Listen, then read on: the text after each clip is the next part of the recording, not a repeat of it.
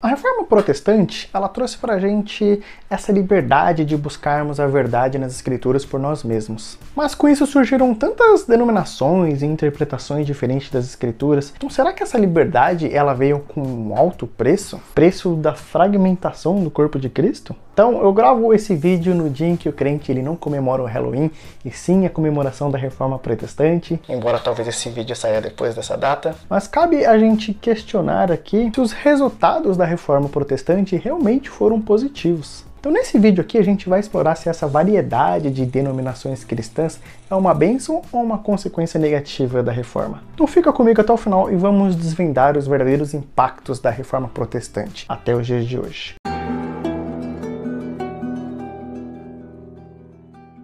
Então, uma das grandes dúvidas e questionamentos que a gente faz dessas consequências da reforma protestante é justamente se a oração de Jesus Cristo ela está sendo cumprida, onde lá em João 17, um dos principais pontos da oração de Jesus é para que a igreja ela seja um como ele e o Pai são um. Oficina G3 é uma banda que eu gosto bastante e que também tem várias letras e músicas que falam sobre essa divisão no corpo de Cristo. Então eles falam se é verdade o que pregamos, porque nós erramos não sendo um. Então fica aqui o questionamento se realmente a gente está indo na contramão daquilo que Cristo espera da sua igreja. Mas é curioso, por exemplo, que uma das consequências da reforma protestante é essa divisão clara entre igreja e Estado, que é uma coisa muito positiva, que as pessoas gostam de elogiar e bastei inclusive bastante nessa tecla, essa divisão de igreja e Estado, mas que ainda assim virou moda ficar falando mal da reforma nos dias de hoje, né? Então, claro que a gente sempre vai ver alguma polêmica dentro da igreja, é a pessoa falando, tá vendo? Olha, isso aqui tudo é culpa da reforma e etc, etc, etc. O mais recente, inclusive, foi a do Ed Renekiewicz chamando Deus de mãe. E deixa aqui nos comentários se você quer que eu comente esse episódio, inclusive. Mas onde a gente sempre vai ver o comentário desses vídeos e vai ter sempre alguém atacando a reforma, falando que isso é culpa de Lutero e dos reformadores. Mas é curioso também, porque quando a gente para pra pensar nessa divisão que ocorreu na igreja na época da reforma protestante, vale mencionar que não era uma coisa tão simples naquela época, justamente porque havia essa unidade entre igreja e Estado. Muitas vezes a divisão ela era uma consequência inevitável e que se ela não acontecesse, muitas vezes custaria a própria vida daquelas pessoas, porque havia essa unidade de religião e Estado e era uma coisa muito forte. Então muitos reformadores não tiveram escolha a não ser realmente fazer essa ruptura. E não era uma coisa tão simples assim. Então essa ruptura que houve naquela época é diferente dessa grande variedade de denominações cristãs que a gente tem nos dias de hoje. Então vale a gente mencionar aqui a importância de a gente fazer essa distinção entre uma igreja pura de uma igreja falsa. Porque existem igrejas que têm uma teologia que vão ter diversos pontos incorretos, do nosso ponto de vista, é claro, mas que ainda assim podem ser consideradas nossas irmãs em Cristo. Então vão ter igrejas que a gente considera mais pura, biblicamente falando, e menos puras, mas que ainda assim fazem parte dessa comunhão com Cristo, do corpo de Cristo. Mas existem igrejas falsas, existem igrejas que pregam um falso evangelho, existem igrejas que estão na contramão total de tudo aquilo que a Bíblia apresenta para nós, que dizem crer em Deus, dizem crer nas Escrituras, mas que a sua teologia, o seu estilo de vida, a sua existência é contrária a tudo aquilo que Deus representa. E a gente vê isso sendo verdade já na época de Jesus e dos apóstolos. Mas nós podemos, é claro, ter irmãos em Cristo mesmo tendo diferenças teológicas. Eu vivi isso bastante na época que eu estudei no Mackenzie, em que o Mackenzie, por mais que ele tenha uma confissão presbiteriana, ainda assim ele é um curso aberto para qualquer pessoa poder estudar lá. Inclusive ateus, né? Pessoas que não têm fé, pessoas de outra religião e tudo mais, poderem estudar a teologia protestante. E eu convivi ali com muitas pessoas de denominações diferentes. E era muito legal porque realmente a gente criou essa comunhão. Era um ambiente muito legal, muito divertido. E a gente criou essa amizade santa com irmãos e irmãs em Cristo Jesus de denominações diferentes. E que a gente convivia de fato, em que a gente se ajudava, em que a gente fazia culto juntos, que a gente convidava para a igreja um do outro, a gente convidava um ou outro para pregar na igreja um do outro, fazíamos obras sociais juntos, tinha todo esse negócio. E isso reflete muito aquele espírito de Paulo lá em Romanos 14:15, onde ele vai falar de cristãos, né, de pessoas na fé mais fortes e de pessoas mais fracas, onde existem de fato diferenças teológicas, crenças teológicas diferentes, mas que ainda assim aquilo que nos une é maior do que aquilo que nos separa. E isso é previsto nas Escrituras, essas diferenças. Inclusive, você quer ajudar a manter a unidade cristã? Se inscreve aqui no canal, mesmo você sendo de uma denominação, de uma crença diferente.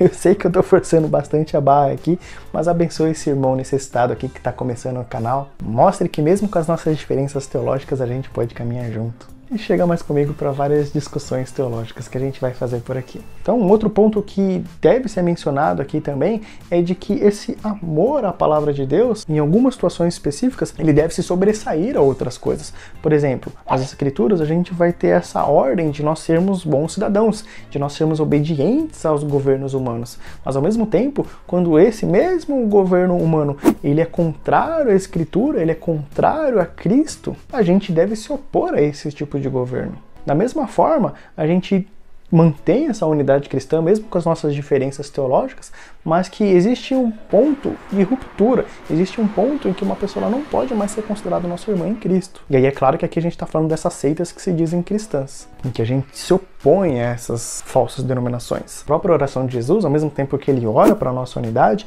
ele ora também para a nossa santidade e para a nossa santificação na verdade. Então percebe como que essa aproximação da verdade também era importante na oração de Jesus? Uma coisa não deve excluir a outra, mas ao mesmo tempo, quando a verdade das Escrituras é abandonada, então a unidade ela também é rompida. Mas essa diferença denominacional, na verdade, ela não significa muita coisa, porque por mais que existam, igrejas diferentes existiriam de qualquer forma, né? Todos os cristãos não existiriam dentro de um único templo, existiriam diversos templos mesmo assim, né? E por mais que existam prédios diferentes, igrejas locais diferentes e distintas, isso não nos torna de maneira nenhuma inimigos, nós ainda somos irmãos em Cristo Jesus. A gente pode de fato evangelizar junto, que por mais que as nossas divisões menores teológicas existam, o nosso amor a Cristo Jesus ainda supera essas coisas, e quando a gente vai evangelizar, a gente prega a Cristo e esse crucificado. Então igrejas de denominações diferentes podem evangelizar juntos, fazer obras sociais juntos, a gente pode fazer culto juntos, uma série de coisas juntos. Não é à toa que dentro da teologia a gente fala muito dessa igreja visível e da igreja invisível. A igreja visível é essa igreja local, é a igreja que a gente comunga, é a igreja que a gente faz nosso culto, é a igreja que a gente presta o culto. É o prédio local. Enquanto a igreja invisível são todas as igrejas espalhadas pelo mundo, são todos aqueles que estão debaixo do senhorio de Cristo e que louvam e vivem para o louvor do seu nome.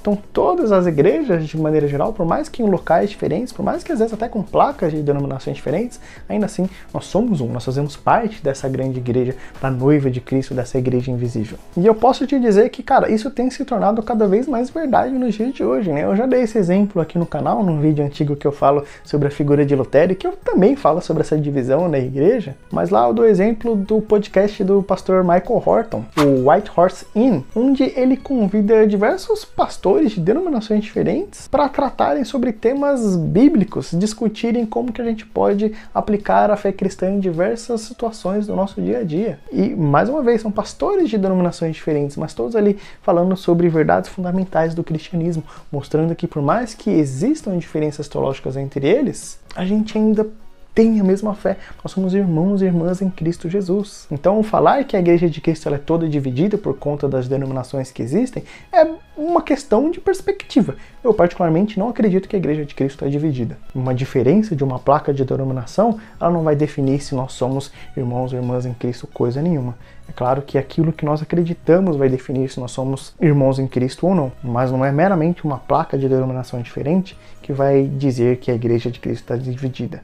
Na verdade, o corpo de Cristo sempre esteve unido e a oração de Jesus ela se torna cada vez mais realidade a cada dia que passa. Ela continua se cumprindo nos dias de hoje. O próprio John Piper, eu aprendi isso daqui com o Heber Campos Jr., ele fala de como no Antigo Testamento se falava muito na Bíblia nessa questão do povo de Deus. E quando a gente olha para o Novo Testamento, quando a gente olha lá para Apocalipse, João ele vai ver diversos povos ali reunidos diante da presença do Cordeiro, em que na eternidade nós ainda teremos as nossas diferenças étnicas, né? Seremos povos diferentes espalhados pela terra, teremos as nossas diferenças culturais, mas seremos todos como nós já somos, né? Mas isso é uma amostra como nós somos e seremos um só povo diante de Deus, com as nossas diferenças, mas ainda assim sendo um. Mas e aí, você concorda comigo ou você acha que eu tô falando besteira? Deixa sua opinião aqui nos comentários de uma maneira respeitosa, né? Claro. E vamos continuar batendo esse papo e trocando essa ideia. Fechou? Então eu vou ficando por aqui. Vou inclusive deixar uma recomendação de um vídeo que eu fiz falando sobre uma animação da Netflix, onde eu faço também uma reflexão sobre o papel da Igreja de Cristo com base naquele desenho. Então eu vou ficando por aqui, gente. Eu espero que você fique com Deus. Eu convido você mais uma vez a abençoar esse irmão e deixar o like aqui no vídeo, compartilhar com os amigos, se inscrever no canal. E é isso. Então um forte abraço e eu espero ver você aqui no canal em breve. Tchau!